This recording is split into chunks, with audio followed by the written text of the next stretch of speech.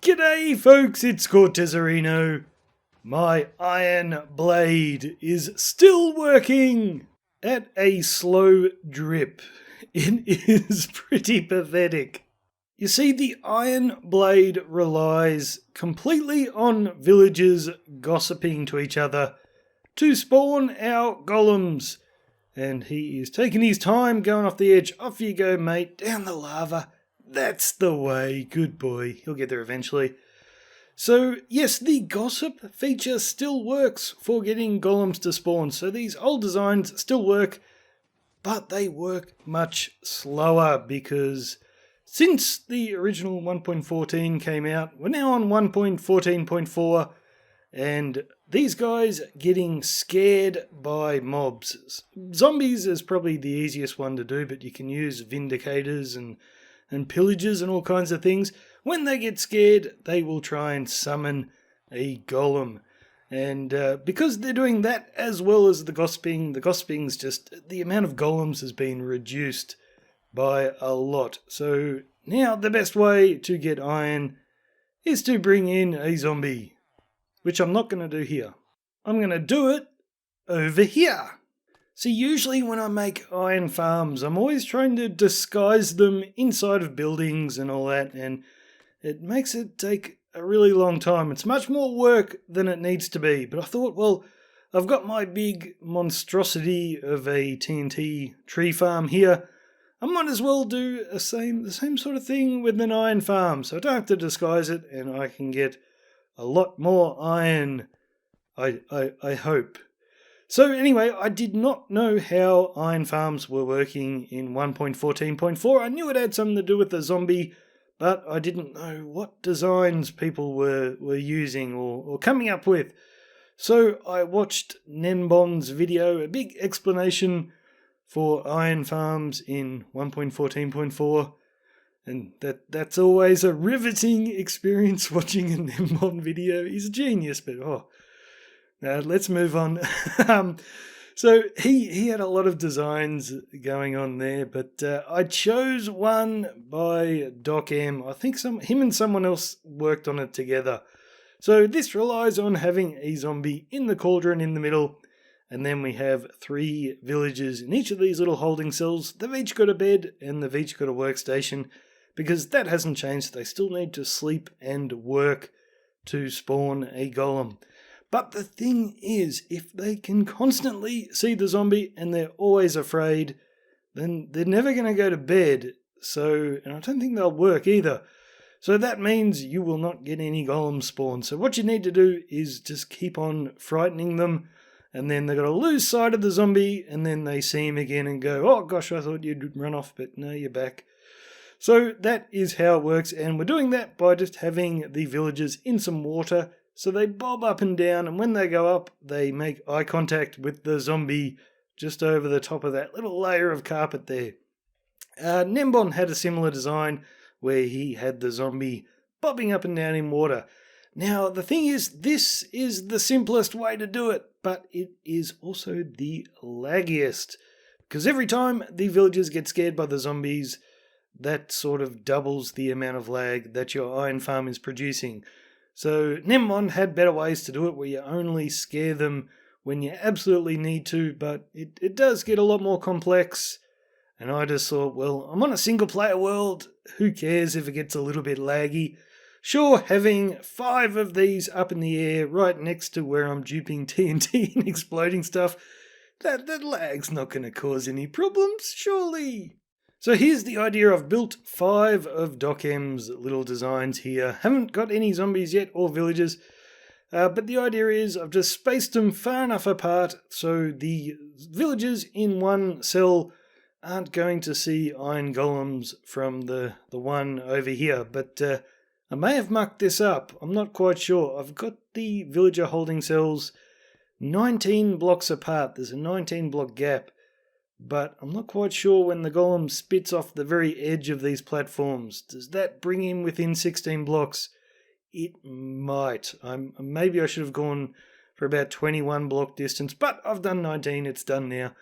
And we'll see what happens. So the golems spawn on these little pads up the top, and they just fall down. And because I've got 5 of these in a line, I can just collect them all at ground level all the way down there, which is about 28 blocks below.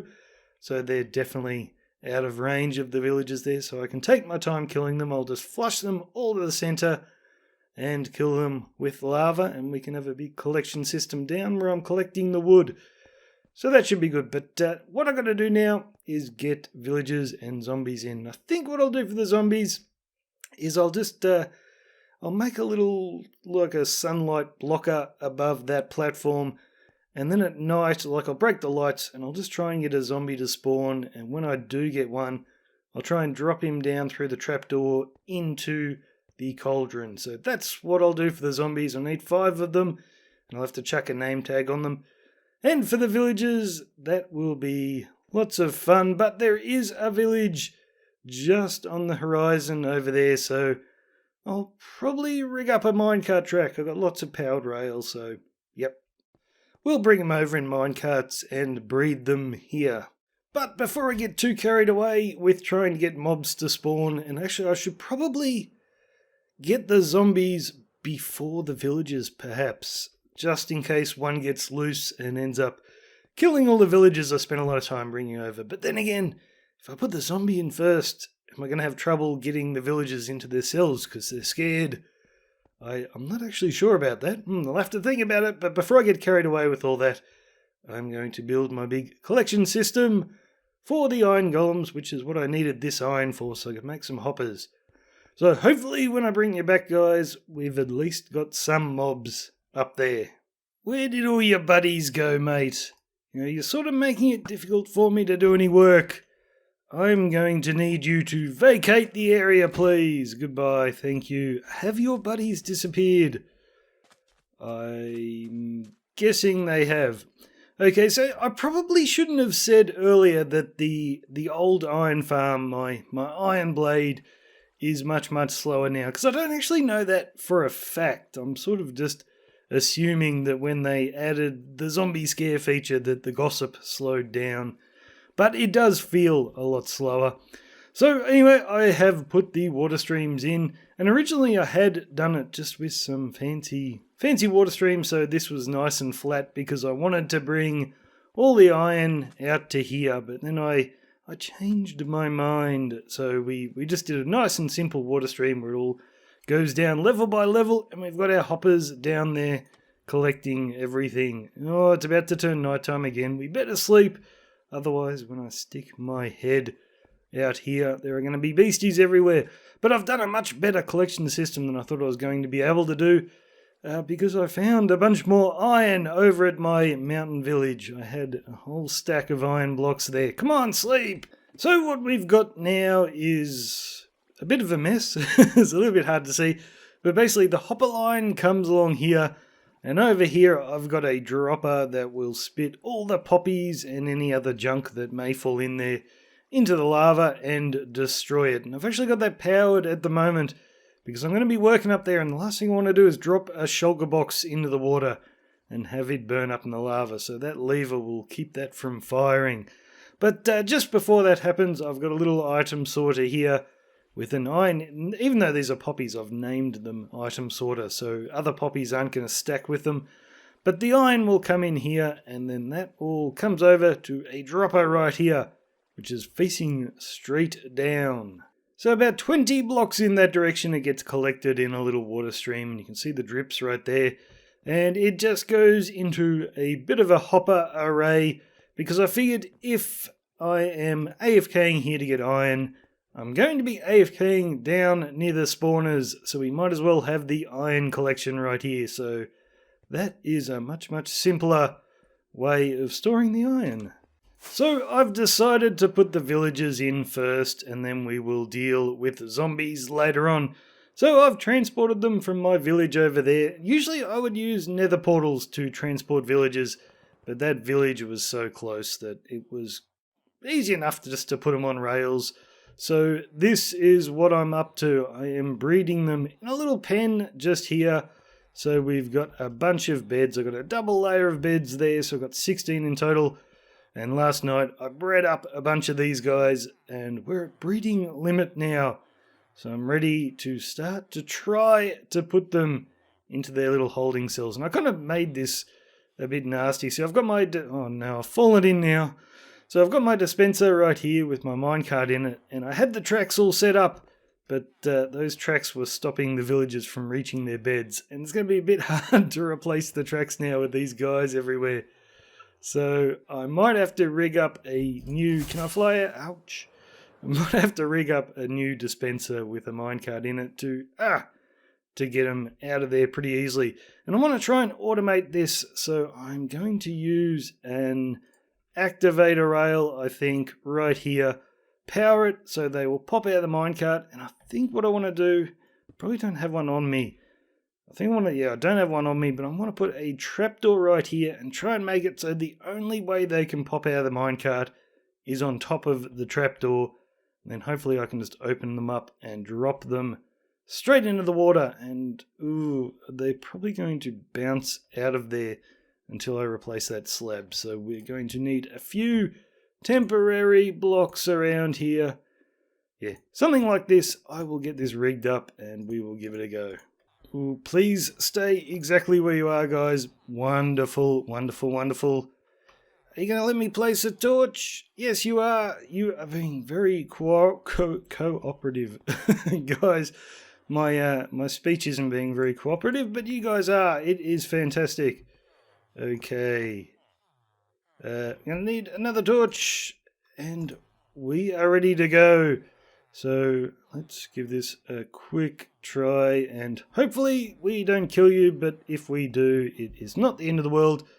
Does anyone want to get right in front of the minecart, please? Anybody at all? Come on, roll up. Oh no, you're not going to walk onto the tracks, are you? Well, we'll give it a try. Yes, and go. You're going to need a nudge. One annoying thing about villagers nowadays, you can't really give them a punch, otherwise the trading is going to get all mucked up.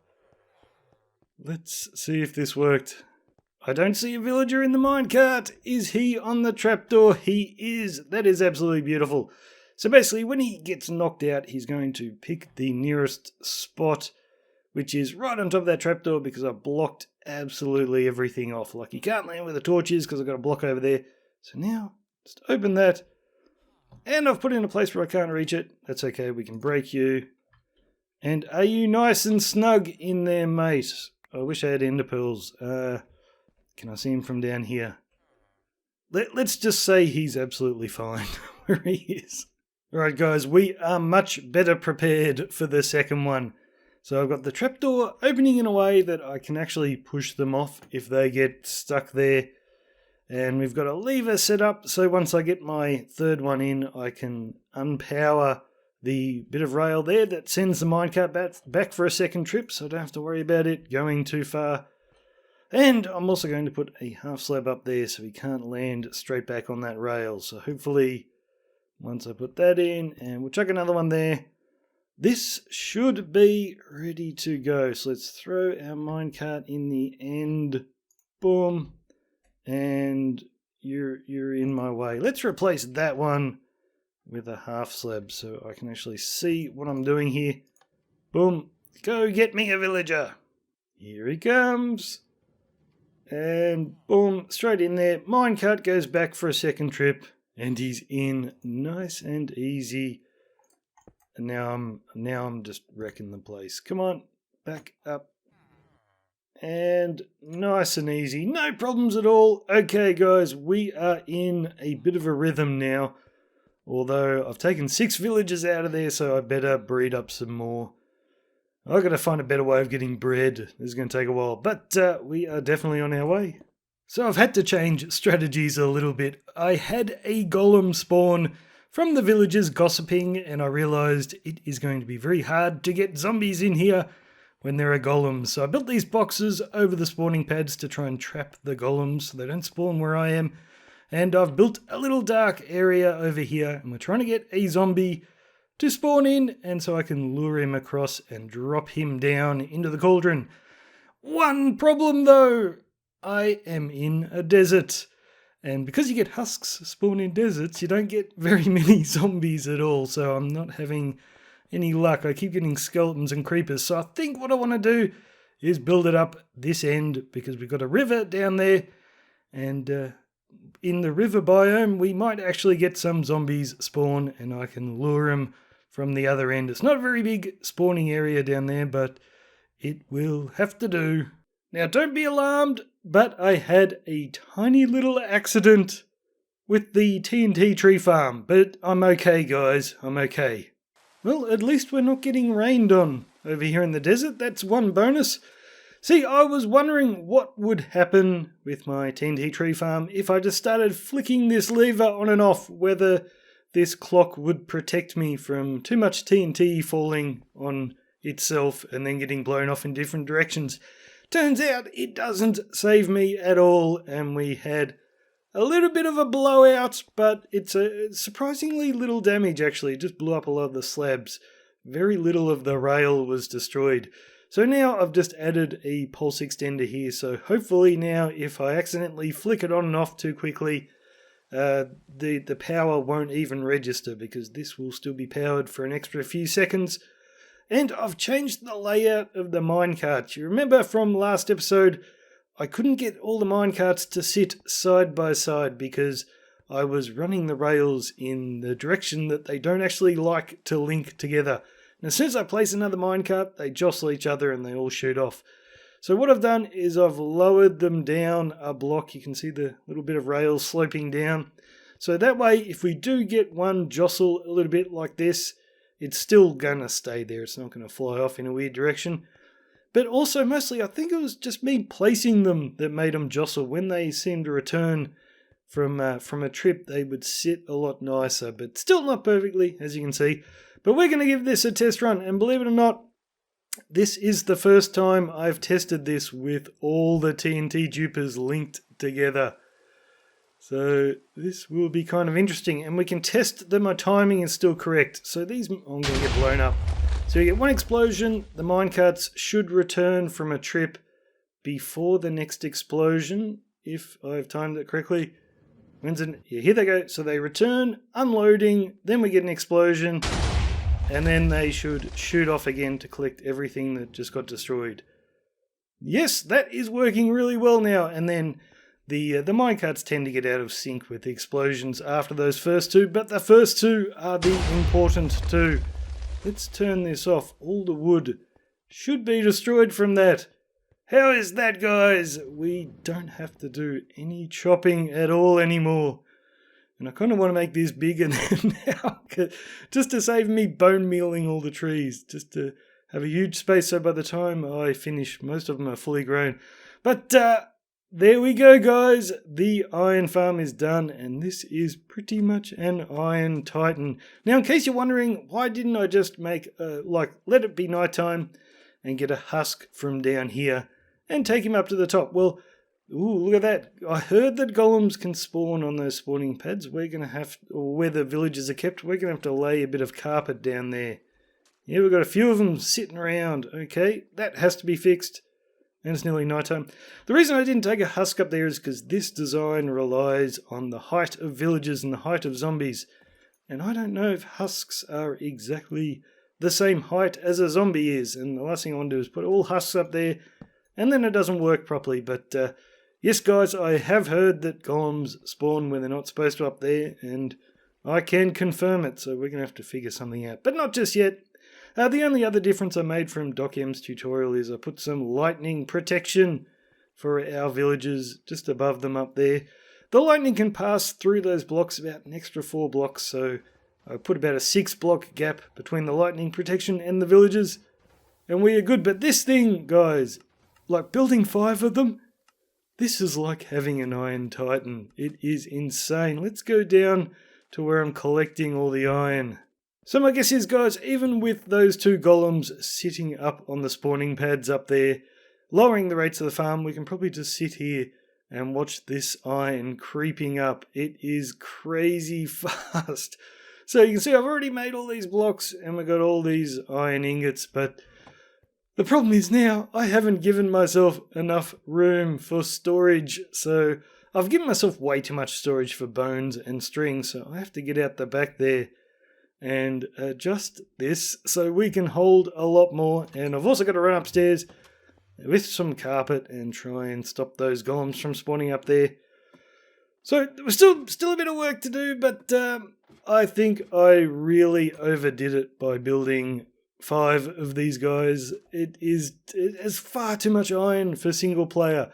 Although what I would say is, the setup for getting the villagers bred up there and then putting them in, the setup takes the longest. Once you've got everything set up, it only takes a few minutes to add the villagers to the second, third, fourth one.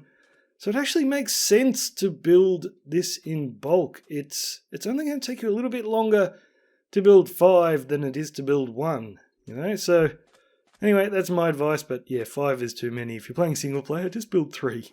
So I think we are going to leave it here for today, guys. I'm just doing boring stuff now, like covering spawning spaces and building storage. You don't need me to bring you back for that. But the question is now, I have so much iron that it kind of makes sense that I should start working on my new permanent base over near my mountain village. And that means the first thing I need to build is an immense item sorter. So let me know, guys, if you know of anyone who's created and put on a video a super duper brilliant item sorter, because I want to check these videos out to get a few ideas. So thanks for watching, guys. I'm Cortezerino. I will see you later.